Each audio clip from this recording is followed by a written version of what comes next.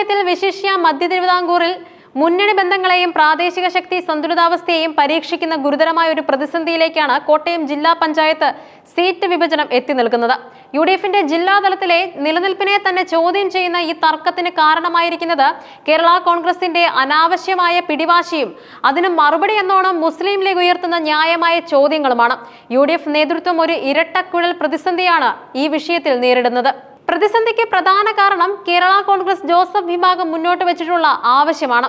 ജില്ലാ പഞ്ചായത്തിൽ 8 ഡിവിഷനുകൾ വേണമെന്നാണ് മോൻസ് ജോസഫ് MLA അടക്കമുള്ള നേതാക്കൾ ആവശ്യപ്പെടുന്നത്. ഈ ആവശ്യം കോൺഗ്രസിനെയും മറ്റ് ഘടകകക്ഷികളെയും അമ്പരപ്പിച്ചിരിക്കുകയാണ്. കേരള കോൺഗ്രസ് രാഷ്ട്രീയത്തിലെ പിളർപ്പുകൾക്ക് ശേഷവും കോട്ടയം ജില്ലയിൽ അവരുടെ സ്വാധീനത്തിന് വലിയ ക്ഷീണം സംഭവിച്ചിട്ടുണ്ട്. കോൺഗ്രസ് നേതൃത്വത്തിന്റെ കണക്കുകൂട്ടൽ അനുസരിച്ച് ജില്ലയിൽ ഈ പാർട്ടിയുടെ ആകെ പ്രവർത്തകരുടെ എണ്ണം ഏകദേശം 1000 മാത്രമാണ്. ഈ അംഗബലക്കുറവ് പരിഗണിച്ച് 4 ഡിവിഷനുകൾ വരെ അവർക്ക് നൽകാൻ കോൺഗ്രസ് സന്നദ്ധത പ്രകടിപ്പിച്ചിരുന്നു. എന്നാൽ തങ്ങളുടെ ചരിത്രപരമായ സ്വാധീനം ഉയർത്തിക്കാട്ടിയും മധ്യ കേരളത്തിലെ ക്രിസ്ത്യൻ വോട്ടുകൾ ഉറപ്പിക്കാൻ ഈ ഡിവിഷനുകൾ അനിവാര്യമാണെന്ന് വാദിച്ചുമാണ് ജോസഫ് വിഭാഗം തങ്ങളുടെ 8 സീറ്റ് എന്ന ആവശ്യത്തിൽ ഉറച്ചു നിൽക്കുന്നത്. ഇത് കേവലം സീറ്റ് പങ്കിടൽ എന്നതിലുപരി മുന്നണിയിലെ തങ്ങളുടെ ശക്തിയും പ്രാധാന്യവും സ്ഥാപിച്ചെടുക്കാനുള്ള ഒരു ശ്രമമായിട്ടാണ് വിലയിരുത്തപ്പെടുന്നത്. കേരള കോൺഗ്രസിന്റെ ആവശ്യം അംഗീകരിച്ചാൽ അത് മുന്നണിയിൽ ഉണ്ടാക്കാൻ പോകുന്ന പ്രത്യാഘാതം ഏറ്റവും കൃത്യമായി ചൂണ്ടിക്കാട്ടിയത് മുസ്ലിം ലീഗാണ്.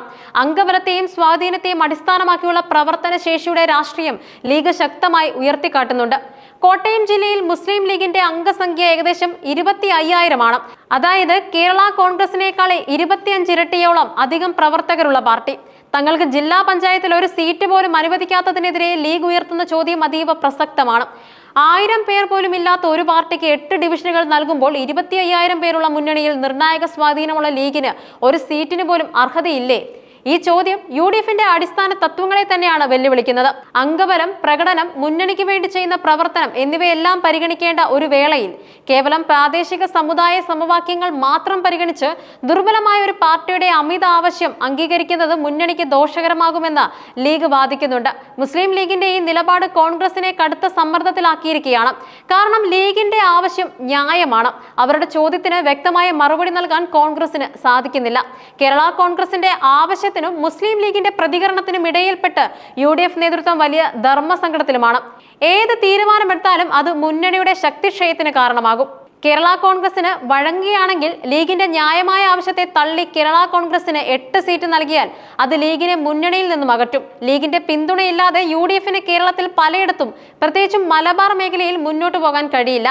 ലീഗ് പോലുള്ള ഒരു പ്രധാന ഘടകകക്ഷിയെ അവഗണിക്കുന്നത് മറ്റ് ചെറിയ ഘടകകക്ഷികൾക്കും മുന്നണിയിലെ വിശ്വാസം നഷ്ടപ്പെടുത്താൻ കാരണമാകും. എന്നാൽ ലീഗിന് സീറ്റ് അനുവദിക്കുകയാണെങ്കിൽ ക്രിസ്ത്യൻ വോട്ടുകൾ അകലും. കോട്ടയം ജില്ല ഒരു ക്രിസ്ത്യൻ ഭൂരിപക്ഷ മേഖലയാണ്. ഇവിടെ ലീഗിന് സീറ്റ് നൽകുന്നത് മുസ്ലിം ലീഗ് മധ്യ കേരളത്തിൽ വേരുറപ്പിക്കാൻ ശ്രമിക്കുന്നുവെന്ന പ്രചാരണത്തിന് ശക്തി നൽകും. ഇത് ക്രിസ്ത്യൻ സമുദായത്തിൽ നിന്നും യുഡിഎഫിന് ലഭിക്കുന്ന പരമ്പരാഗത വോട്ടുകൾ നഷ്ടപ്പെടുത്താൻ സാധ്യതയുണ്ട്. അതിനൊരു ഉദാഹരണമാണ് പൂഞ്ഞാർ.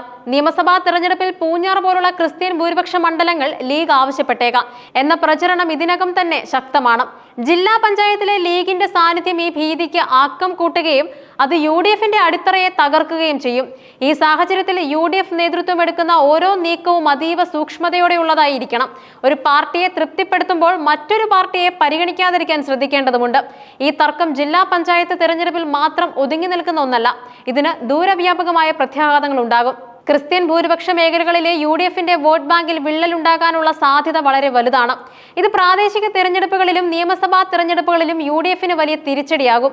ഘടകകക്ഷികൾ തമ്മിലുള്ള വിശ്വാസം നഷ്ടപ്പെടുന്നത് പൊതുവെ മുന്നണിയുടെ കെട്ടുറപ്പിനെ ദുർബലപ്പെടുത്തും. ഇത് ഭാവിയിൽ മുന്നണി വിപുലീകരണ ചർച്ചകളെയും ബാധിച്ചേക്കാം. ശക്തമായ നേതൃത്വമില്ലായ്മയും കടുംപിടുത്തങ്ങൾക്കും വഴങ്ങുന്ന നിലപാടും യുഡിഎഫിന്റെ പൊതുസമൂഹത്തിലുള്ള പ്രതിച്ഛായയെ ബാധിക്കും. ചുരുക്കത്തിൽ കോട്ടയം ജില്ലാ പഞ്ചായത്ത് സീറ്റ് തർക്കം യുഡിഎഫിനെ സംബന്ധിച്ചൊരു പരീക്ഷണം തന്നെയാണ്. കേരള കോൺഗ്രസിന്റെ അമിതമായ ആവശ്യത്തെ സമചിത്തതയോടെ കൈകാര്യം ചെയ്യാനും മുസ്ലിം ലീഗിന്റെ ന്യായമായ ആവശ്യത്തെ തൃപ്തിപ്പെടുത്താനും ഒപ്പം ക്രിസ്ത്യൻ വോട്ടർമാരെ ഒപ്പം നിർത്താനും കോൺഗ്രസ് നേതൃത്വത്തിന് സാധിക്കുമോ എന്നതിലാണ് മുന്നണിയുടെ ഭാവി വിജയങ്ങൾ അടങ്ങിയിരിക്കുന്നത്. മുന്നണിയിലെ സമവാക്യങ്ങൾ മാറ്റിമറിക്കാൻ സാധ്യതയുള്ള ഒരു രാഷ്ട്രീയ പ്രതിസന്ധി കൂടിയാണിത്.